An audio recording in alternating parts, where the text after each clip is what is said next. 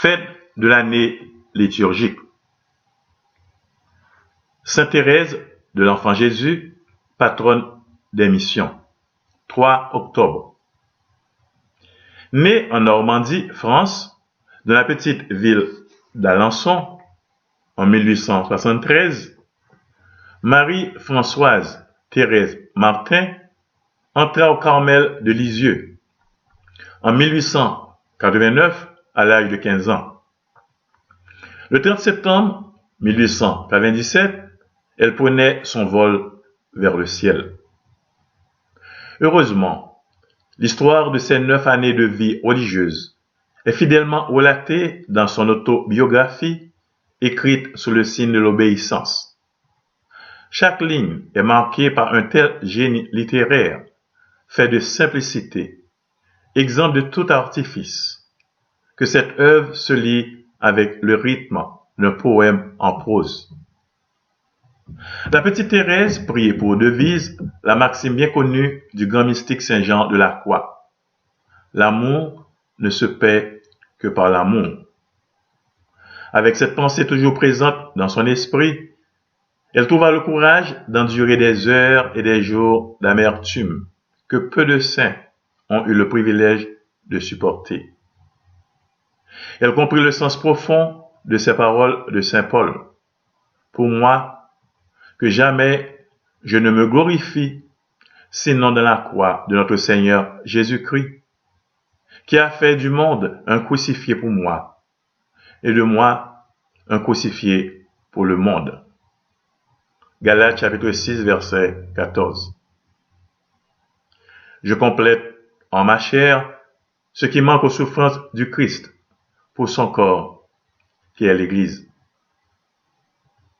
L'amour de Dieu comme Père, exprimé dans une simplicité et une confiance enfantine, et la profonde compréhension du mystère de la croix furent les principes fondamentaux de sa petite voix.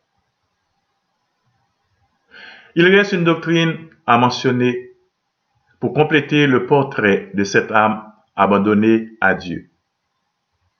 Sa frappante conception de la maternité spirituelle de Marie, Mère de Dieu et Reine du ciel et Mère du genre humain.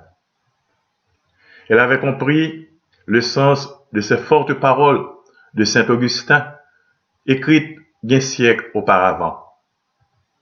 Nous sommes tous engendrés avec Jésus dans le sein de Marie, notre commune mère.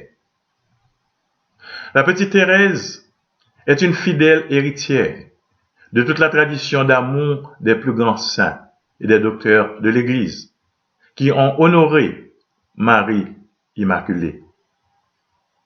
Sans aucun doute, le chantre de Marie, le doux Saint Bernard lui-même, n'aurait rien pu composer de plus beau, de plus tendre et de plus théologique à la fois que le dernier poème écrit par la petite Thérèse presque sur son lit d'agonie. Pourquoi je t'aime, ô Marie? Et voici la dernière strophe de ce chant marial. Bientôt, je l'entendrai, cette douce harmonie. Bientôt, dans le beau ciel, je vais aller te voir. Toi qui viens me sourire au matin de ma vie, viens me sourire encore, mère. Voici le soir. Je ne crains plus l'éclat de ta gloire suprême.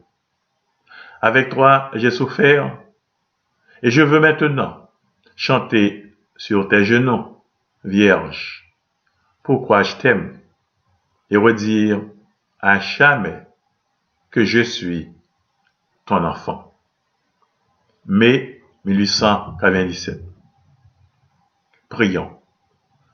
Ô Seigneur, vous qui avez dit, à moins que vous ne deveniez semblable à un petit enfant, vous n'entrerez pas dans le royaume des cieux.